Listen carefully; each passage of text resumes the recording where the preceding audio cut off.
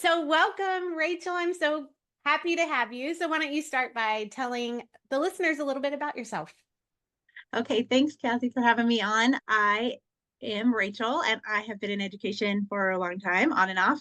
And currently, I work for a consulting company. So I get to go into different schools every month and support teachers with job embedded coaching and some professional development. I'm also the mom of two grown kids. And I've been married for 25 years. My husband and I have a couple of small businesses and living in Colorado and loving all of it. Ah, love it. I know what that's like for a family to have a couple small businesses. Yeah. Keep you really busy. So, I was excited to talk to you in the first place because you are so passionate about student-centered classrooms and student-owned learning, and I feel like that's something that I've spent a whole lot of my career focused on in my own classroom. So, I'm excited to talk to you about that, but I thought it would be fun if we just started from your experience. Like, how was it when you first made the shift in your classroom to releasing the traditional roles of a teacher and taking on a different format? So maybe you could share a little bit about that with us, and then we'll talk about maybe the specifics of what is student centered learning and some ideas that a teacher could put into practice right away. Yes, I would love to. So I had been in the classroom just a couple of years, and there's this new directive that we're going to start to be more student centered. So we got a lot of professional development from our district about how we can do that. And so it sounded really great, right? With this, the student at the center of the instruction, meaning that the students are going to be in charge of their own learning and it's competency based. And here's how we can design a unit. And I was ready to take that on. So I decided to start with one content area. And so I decided to start with math.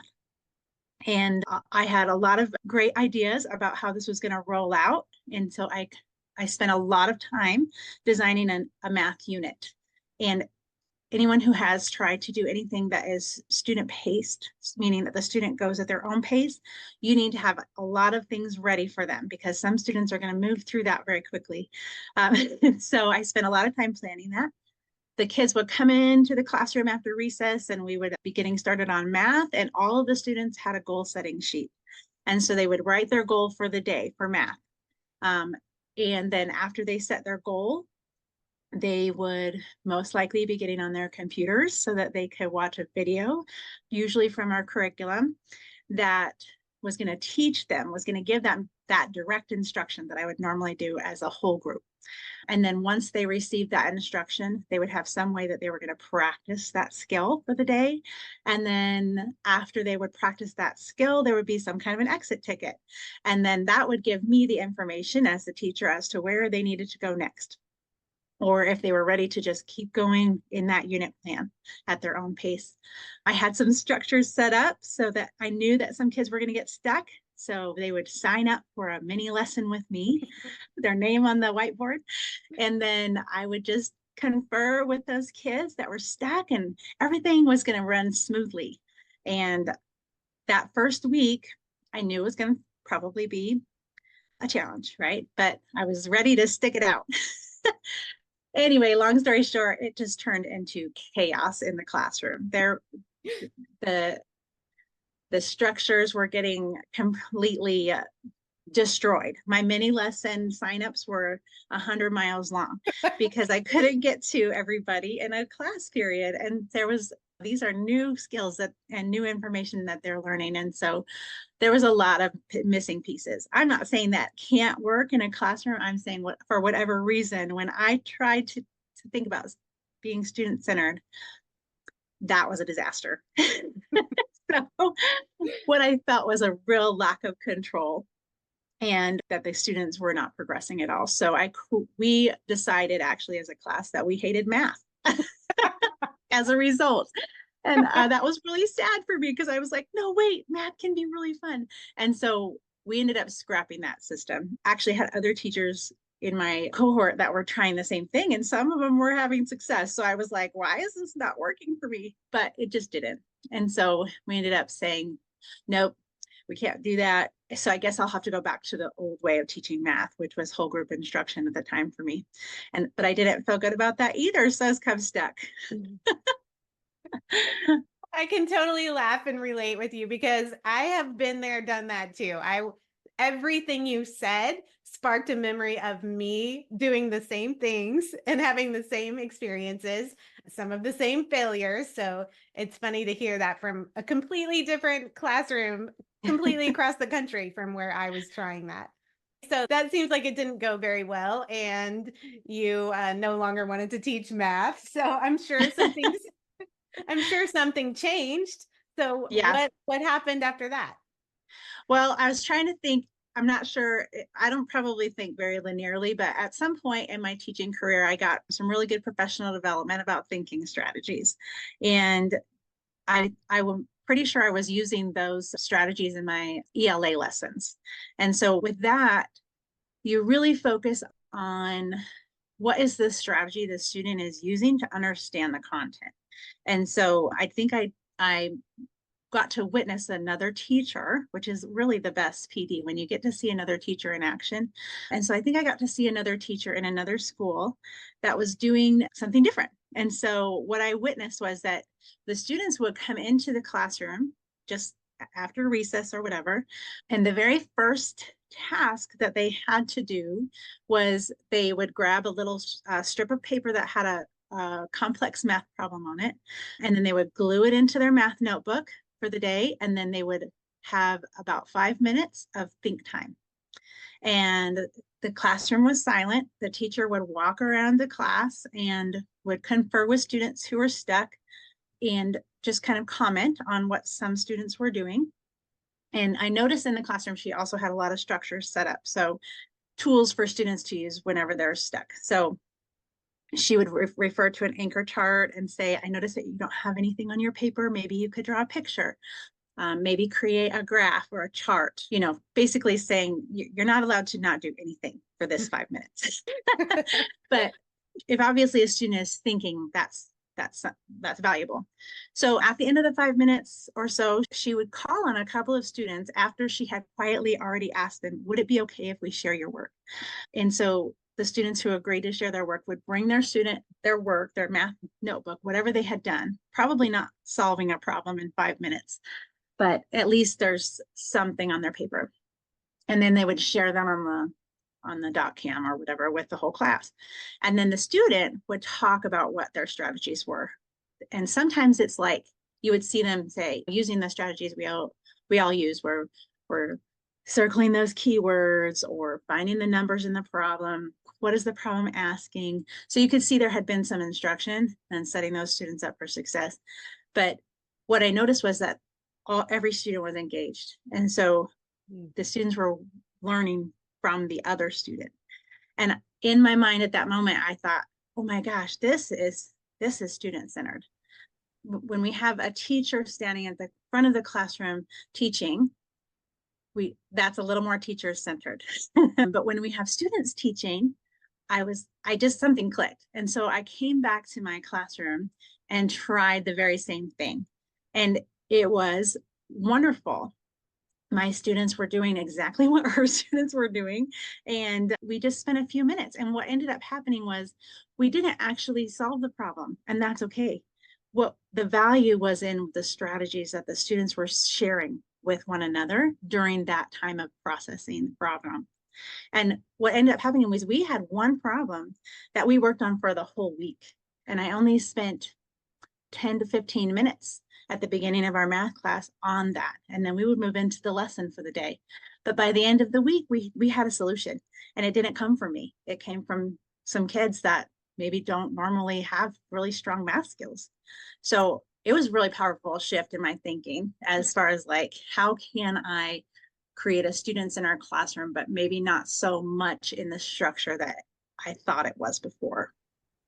Yeah, that is a very big contrast of your initial thoughts of what it must be to be student centered, with having Mm-hmm. students learning by themselves at their own pace, doing as much or as little as they can with as much or as little help as they need, versus giving them a complex problem and the time to really dive into that problem and turn on the creativity that it takes in order to learn.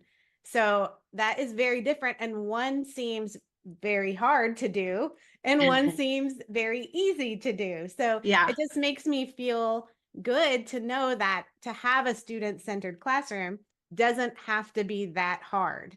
It doesn't right. have to be making, I mean, I have done what you're saying before for several years, and I do know that in order to have self-paced learning, you have to have completely different learning units that the students can work on. And then when they get done with that, they have to have something Hmm. extension wise. It's a lot. It's a lot. Right. Um, Because we all know what happens when kids aren't busy, right?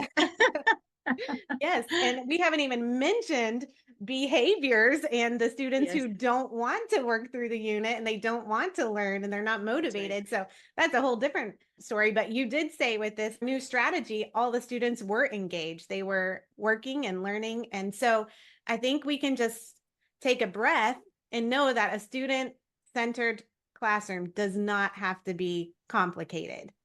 I Right. think it starts with really understanding what it means to be student centered and to really understand the difference between teaching and learning.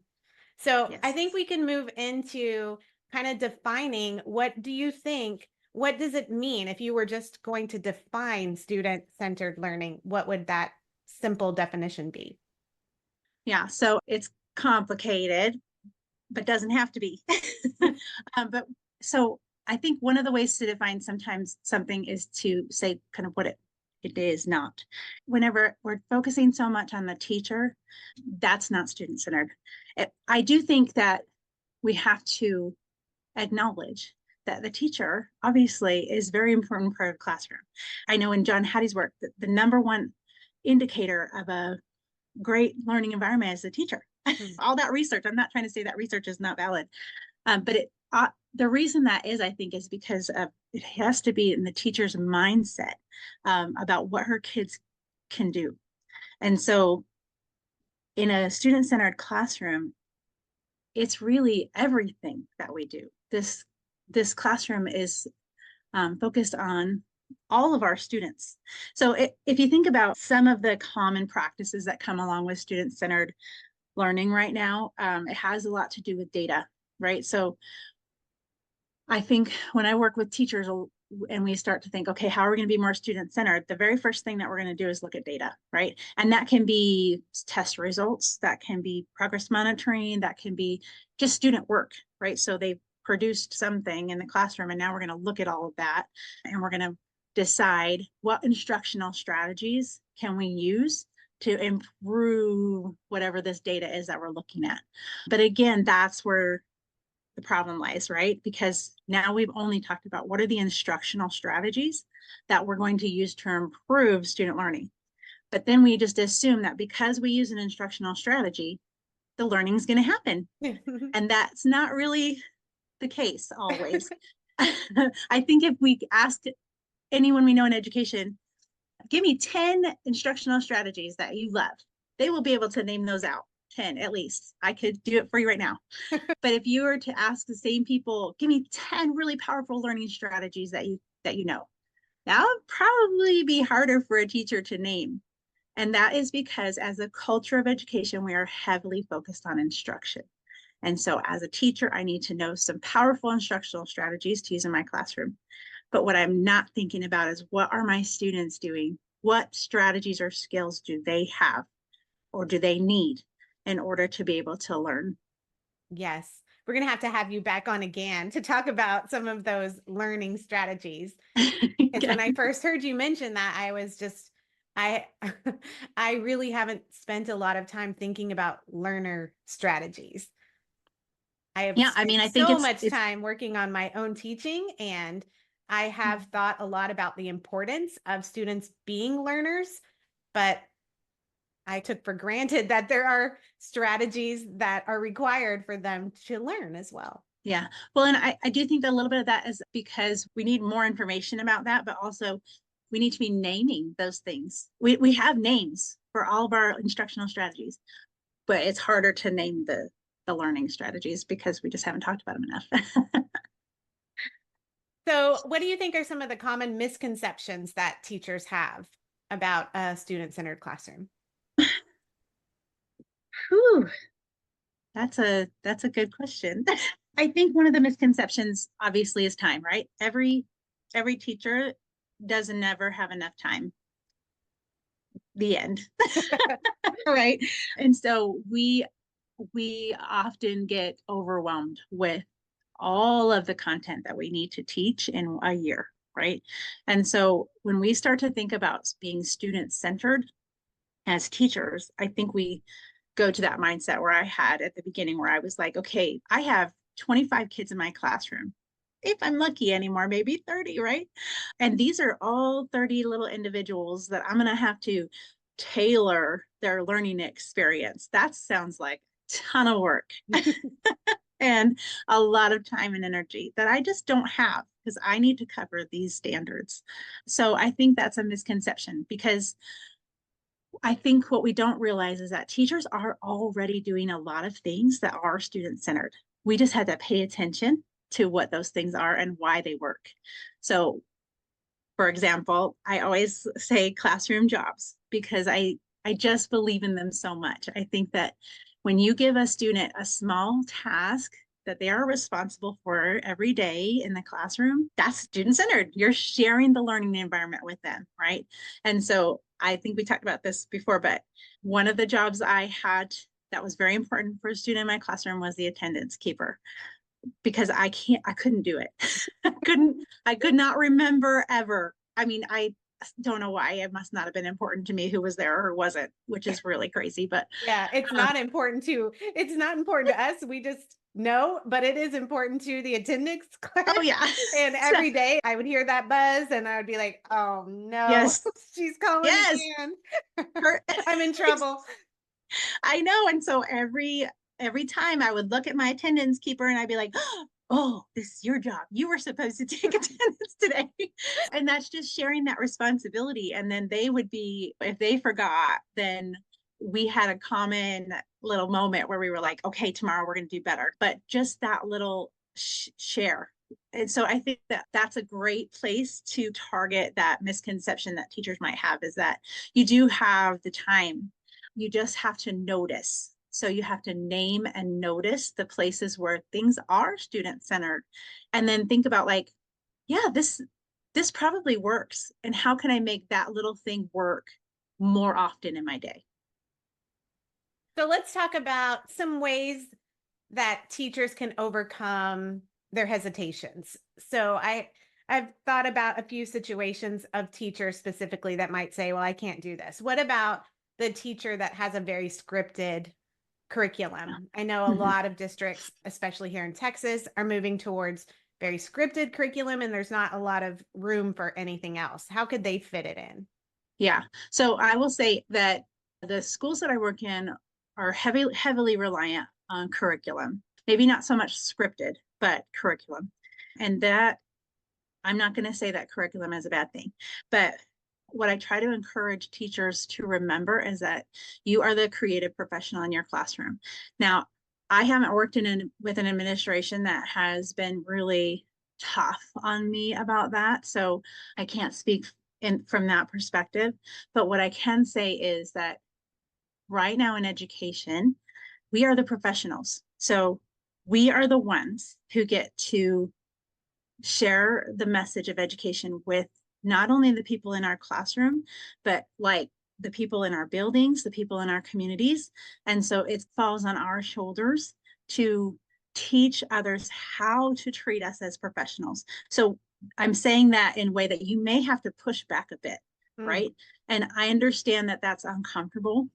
I do totally get it. And it may be coming from me, it doesn't sound as powerful, but I do think that one of our jobs as educators right now is to shape education the way that it needs to go. And so when we have a scripted curriculum or some way that we are being told that we have to move through every single day, take some of that, just some of that, and figure out, how can I be a creative professional here? How can I take this piece of the curriculum and give it to the students? What part of the curriculum can the students do without me? Because we have to remember that our number one job is to release them. As a creative professional, which I have to be very intentional every time I talk to a teacher, that you are the creative professional in this classroom. And so you have to look at that curriculum and decide, what can the students do without me and how can they do it? Because they can. And I don't know if this makes any sense, but if you're a parent, you think about, someday my kids are not going to live with me anymore, right? That's a goal. They have to be out in the world, make decisions on their own. Yes. Same thing with your students in your classroom. You have to think about, they have to be able to do all of this without you at some point. And that is a wonderful thing. So let's think about gradually releasing them to do the work from the beginning of the year to the end of the year. They should be doing all of the work by the end of the school year.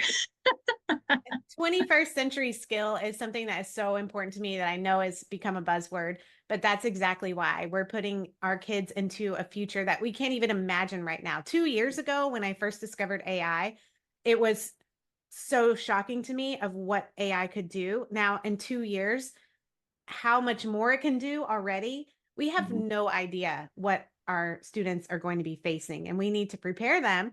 And that's why I just love so much how you talk about learning strategies, because students are going to have the capability to learn everything, but they're also going to have to find ways to put themselves into the learning process. I don't know if that quite makes sense, but what I'm trying to say is, in order to bring value to the world, they're going to have to do something outside of what AI can do. And without learning to think creatively and critically, without learning all those things that have become buzzwords because of the 21st century umbrella, they're not Yep. going to be able to exist in our Yeah. future. And just like what you said, they need to understand themselves as learners, and they also need to have discernment. So one of the biggest things that we're facing in our world right now is the unlimited choices that we have. Oh my goodness. What a blessing, right? We have so many choices we can make, but we can't make a good choice if we don't know ourselves very well. And I think I see a lot of adults struggling with that right now. I struggle with it, but I think that that is the thing that we have to teach kids, is that they have to be able to know themselves and what works for them, and then make choices that are aligned with that. Mm. So, Yes, that is so important. Okay, another barrier that teachers might face is just behavior. So, what kind mhm. of tips might you have for behaviors that impact the learning? Yeah, so behavior is a huge thing, right? And I think in my mind, behavior that happens in the classroom that is outside of the behavior that you're hoping for, is there's always some reason that that's happening. And so obviously it would be really great, right, if we always had time to pull a student over and be like, let's talk. why why is this behavior happening? And but in reality, we all know that we don't have time to pull the student aside every time. And so I think I'm going to try to answer this question in a systems and structures way, right? So I'm a systems person. Got to have systems in the classroom for everything. And your students absolutely have to know what those are. They have to be a part of that creation process. So here are our rights and responsibilities as learners. They are clear, they're simple, and here's what happens when we walk outside of those lines. And it has to be consistent. So every teacher knows that, right? Sometimes it's not always working that way, but we all know that systems and structures and routines are super important. Now, in a student-centered classroom, you bet you still have all of those systems and routines in place. What happens is when you have behavior, it's generally, well, I can't say that I can explain all behavior, but I can say that it's generally something where the student is trying to push the boundary, right? They're trying to figure out, how far can I go? Who's in charge here? Where can I take control? And so I think that whenever we share control and trust with our students as much as possible, generally you're going to see a little less of that behavior, because they they understand that they have some control. And usually that's what that seems like it's about, is that A lot of times behavior comes when kids don't feel like they have any control in the classroom. So remember, as a student-centered teacher, you have to give control to the students. I don't know if that really answers your question about behavior. No, that's so good, because another question I wanted to ask you was, what about teachers who are hesitant to give up control? And Right. And so I totally understand that because you're being held responsible for safety, right? So the number one thing in your classroom is everyone needs to be safe. And in the world that we live in right now, schools can be very scary places. Like I remember whenever it was the community center and parents were walking in and out of the school all day. Now the doors are locked. People are being taken back. And there's a whole other conversation we can have about that. But safety is your number one concern. So whenever you start to give up control, it could start to feel a little less safe in your classroom. And so I totally want to acknowledge that. But we also have to remember that comfort is something we can grow. So right now, our comfort zone might be about this big, tiny, not very big, small. But when we practice things that are outside of our comfort level, that comfort zone grows. And so if you can just have some compassion for yourself and say, I'm going to give up some control in this small place, practice that with your students, see how it feels. And I bet you your comfort zone will probably get to grow a little bit because kids are trustworthy. They can be trusted to take some control. Mhm. And kids, I think, do want to learn, and Yes, they do want to do well in school and use their time wisely. they really So do. Yeah. and also the whole failing forward thing did have a classroom that was very student owned and self-paced, but it wasn't like that from the first year.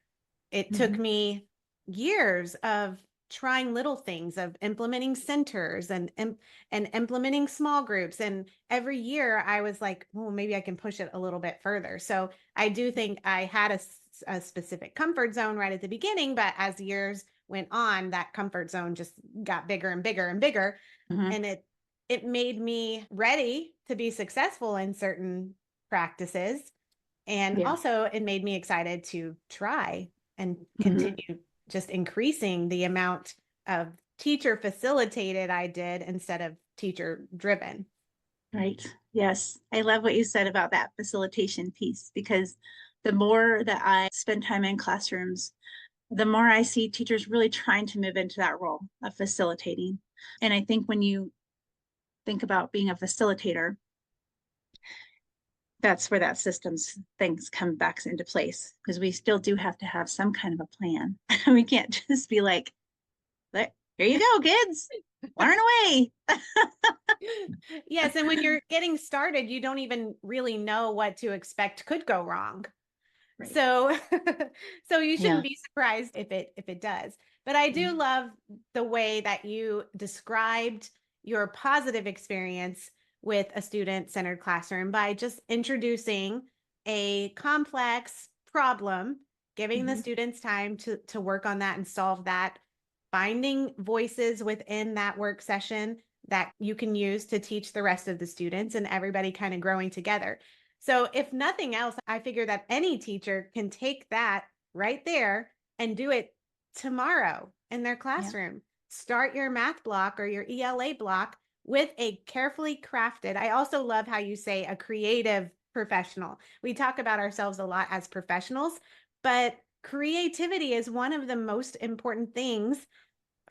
Well, if you think about a good teacher in your mind, which teacher made the biggest impact on you and all of that, if you drill down, you're probably going to see that it came down to two things: creativity and classroom management. The Uh-huh. teachers who are able to keep the behaviors under control and in check and also infuse that creativity, those are the teachers that are making the greatest impact. So let's Yeah. say that a teacher, let's say a math teacher, tomorrow is going to be teaching, um, let's say, comparing fractions. What Okay. kind of problem could they craft to show to the students and kind of start this whole session? Okay. So thinking about this structure, right? So what I've noticed, it boils down to about three things. You're going to start with some kind of a prompt. So that can just be a question like you just Like you just posed a question about comparing fractions. So that has to do with some standard, right? So when we're teachers, we always think, what is the standard? I'm a very standards-based instructional coach, right? So I'm going to find out what is the standard and what are the skills that the kids need. What's the outcome going to be, right? So that's part of my prompt. Once I have the prompt in place, now I'm going to be thinking about the process. So what are the kids going to be doing? Not what am I doing? I have my prompt. What are the kids going to be doing to process through that prompt? And then once they have that process kind of intentionally thought out, the very last most important piece is the debrief. So we have to name the learning that took place during that process. And how does that learning that took place during the process meet the prompt? So for having outlined that structure in your specific example, hopefully I have a challenge for the students or a problem to solve. So it could be just a written problem where we're comparing this many slices of pizza to this many slices of pie, whatever. And in math, we're lucky because we actually have a lot of options as far as like tools that we can use. So going from the concrete to the abstract. So kids could have manipulatives. So once you have that problem up there, say it's even written on the board, or maybe it's that little problem they tape into their math journal. Now they need to use some tools. So are they going to use manipulatives and start to figure out how they're going to compare those two? What do they need to do here? Are they going to work by themselves for a few minutes and then with a partner? Or are they going to work in a small group trying to solve this problem together? Whatever it is, it needs to be on them to start. So give them some time. Now, a lot of times I'll use cooperative learning as my structure. So there are so many wonderful cooperative learning options out there that you can find. But make sure that whatever the cooperative learning is that they're doing, it's focused on what you want the outcome to be. Do you want them to have a discussion? Because there are a lot of ways to structure a really powerful academic discussion.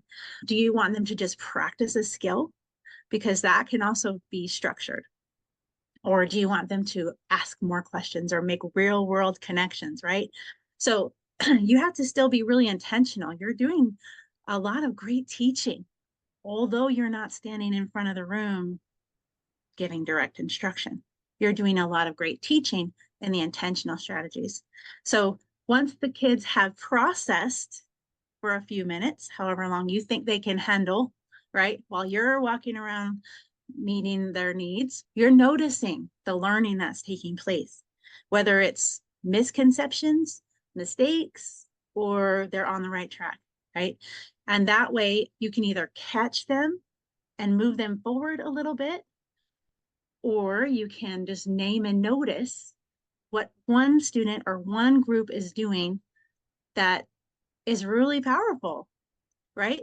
And so I'm not sure if this answers your question, but I think having an intentional structure of giving them a prompt, a challenge, a problem, some intentional way that they are going to process it, not you, and then a debrief, because in the debrief, that's where you get to name the actual learning that took place. And not only are you naming it, but you're naming it with them. How long do you think needs to be dedicated to this process? Could you use it as like a warm up? Is it the meat of the lesson? Yeah, so I think you can do it whatever you want. So in my first experience, it took us a week, Cassie, like a week of math. And it was because I was doing, like, to be more specific, like we were doing the same problem for a week. But I mean, I probably only dedicated 10 to 15 minutes of my math block to that process. But the cool thing was is that that structure was still in place every day for 10 to 15 minutes with the prompt, the process, and the debrief. So today we learn this part and tomorrow we'll pick it back up again.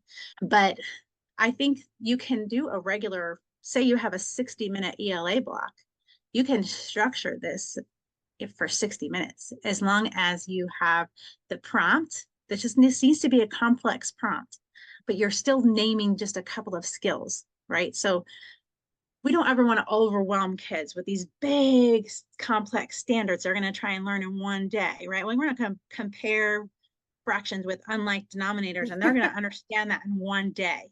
But we can pull a couple of skills out of that big complex standard that we're going to name by the end of that 60 minutes that we have accomplished. Or we're going to focus hopefully on the learning that took place and how we became better mathematicians today. Because it's not about being our very best every day, it's about getting better every day. And so, can we name how we got better in math today?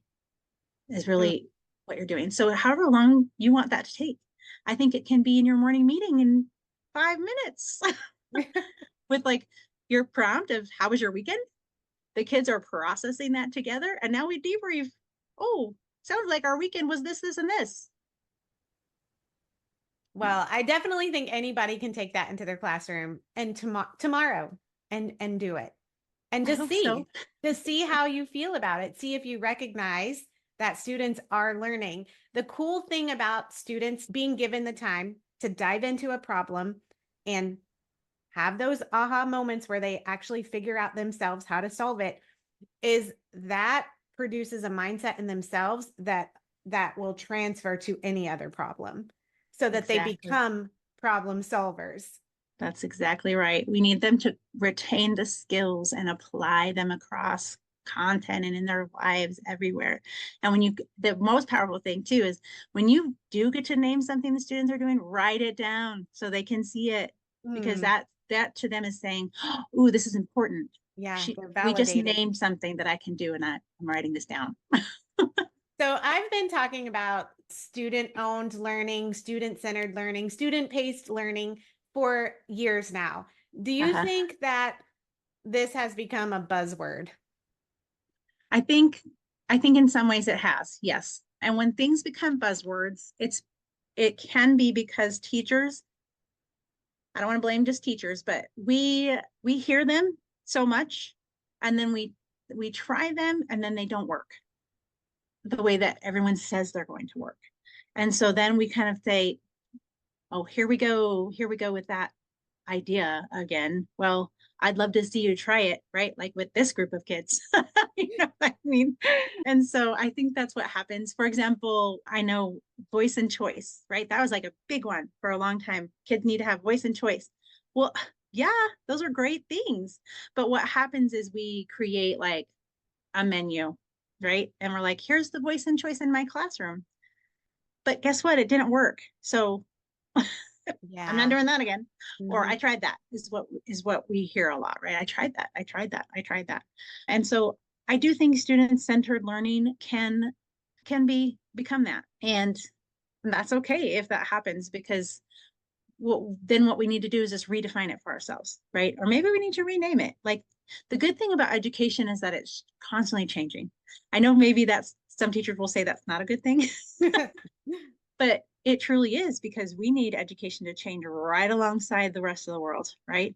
And so if it's changing, it's probably because research is showing something else. And to be honest, the solid things are not changing. They're still around. Like the things that we know are so important have not changed. They might have been renamed, but those of us who have been in education a long time recognize them, right? So maybe we will rename student-centered learning. I think But it I think it matters if you make it real to you because I yes. think with anything that becomes a buzzword, it started off as a power teacher being recognized and noticed for something that was going on and working. And then Mm, it tries to be replicated. And then the further it gets removed from the original source, the less effective it is. right. So if you can take ownership of it, whether it's whatever it is, data Mhm. driven, student centered, if you can discover what it means to you in your classroom and try to find that spark or that revelation that the originator had, I think it will not be a buzzword to you because you will see the success and the effectiveness of it just like the original people did. Yeah. Yeah. And stick it out, right? Like have an open mind. Like I do think student-centered is being talked about a lot more. Thank goodness. We need it to be. But again, we can't just assume that we know what it means. Yes. Yeah. Don't assume and then just don't add meaning that isn't meant to be there. Student True. centered, it doesn't necessarily mean that it's all about the kid or every kid gets to, I mean, the same thing with differentiation. People were thinking like a differentiated lesson has to be different for each student. And that's Right. just not the case. It's not practical anyway. But assigning a false meaning to it is a straight no. We can't do It that. Not going to do that. And truly, yeah, it truly becomes an excuse, right? Sometimes for us to be like, no, not doing that. okay, so speaking of buzzwords, I thought it would be fun. How long have you been in education? Gosh, it's hard to say because I have taken breaks here and there. I would say probably about 15 years. Okay, so over time, the buzzwords come and go. So I have some buzzwords from the last few decades. Okay. And so I'm going to say it, and you're going to give me like, let's do a scale of 1 to 10. 10 is Okay. like, roll your eyes. I never want to hear that word again. Mm-hmm. Okay. I got it. All right. So this one's from the 2010s, flipped classroom. Oh, I'm going to say 6 on that one. I always I always loved flipped classrooms. I still love okay, That is. this one's from the 80s, so you were probably in elementary school. But back to the basics. Ooh, I like that one. I'm going to give it a 1. See, I'm the going to start saying that one. farther the farther you're removed from it, the less like it has a hold on you. So let's do some. Okay, this one is, let's see. Well, this one's current. Artificial intelligence in education. Oh, I think that one's too current. yeah. I was going to say, like, I'm on that bandwagon right now. So I'm going to go with 2. Okay, this one's from the 2010s.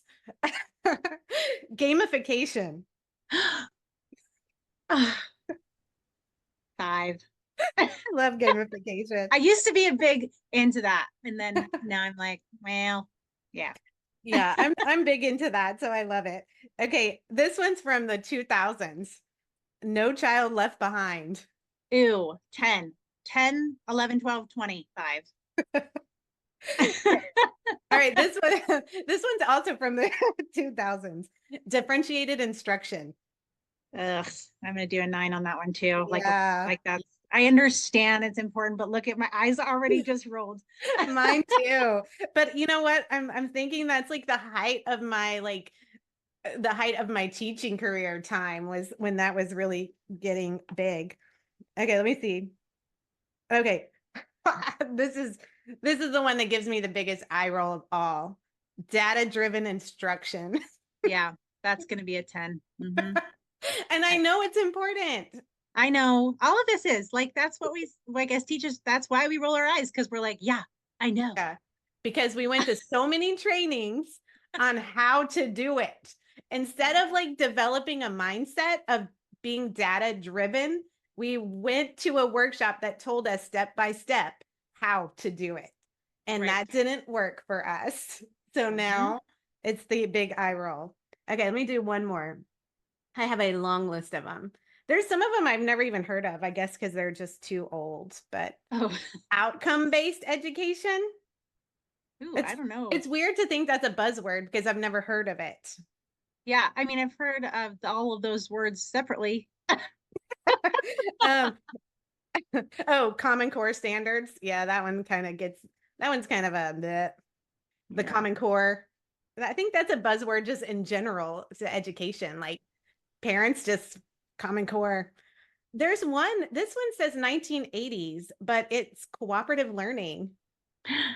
That one's my favorite. It's coming back. I wonder if it is coming back. I don't know. I mean, cooperative learning is my jam. Like, Oh, this is another one that I was really into from the 2010s. Blended learning. ooh, that one's good too. Look at, Yeah. I'm a nerd. Okay. I bet you were hoping I was going to roll my eyes a lot more, but like all of these things, I'm like, yeah, oh yeah, let's do it. Let's do that. Yeah, there's a lot of good ones. I I feel mean, like, it's and like you said, it's just like, what can you get excited about and how are you going to make it work in your classroom? Like, yes, I think I'm just an optimistic person in the first place. So I think when schools were pushing out these new initiatives or these new trainings and things, I was the one that was like, oh, yeah, yeah, yeah, let's do that. I was never the one that was sitting at the back table, like rolling my eyes. I was yes, always excited. So I maybe know. having a mindset where you're open to Hmm. trying new things, maybe that safeguards you a little bit against the ick that Yeah. buzzwords can bring. Yeah. I mean, one of them I was hoping you were going to say is rigor. That one I'm like, really? Really? Okay. Thank you. Yes, rigor. But I still like it. And I I still know. I'm like like, yeah, okay. I know what that means to me, but moving I on. hate hearing the word, but I still like deep down, I'm like, yeah, that problem needs to be more rigorous. Yeah. Word. Speak. I know. Well, thank you so much for talking to us today. I feel like you just are just so smart and you have so many good things to say. And Oh, I feel like I could have a conversation with you for the rest of the week. I know I could. Um, so if people want to find out more about you or learn about you, where can they find you? Okay, so I have a blog that I've had for a long time, and I'm currently like posting once a year, but I'm working on getting faster at that. And it's called rachelwhatif.com. And you'll get like a good sense of who I am probably there as far as like an education person. I will say I've read some of your blog posts and you are also a very good and entertaining writer. So that always helps when you're reading blog posts. I think a sense of humor is very important whenever you're writing so that people will understand that you're not trying to take yourself too seriously here. Something um, we need to do as teachers. Just don't take yourself too seriously. yes, exactly. And then I love Instagram. I don't post very often, but you'll probably see more of my personal life on Instagram. And that's the same handle, Rachel What If. And then I also work for Empower Educational Consulting, and you can find out more about that company by looking at their website, empowerec.com. But other than that, that's it right now. Well, thanks so much for coming on the podcast. I'm happy Thank to you have so you. much for asking me. This has been a ton of fun, and I love talking about education with people who are passionate as I am. All right. Well, have a good day. Okay, thanks, Cassie.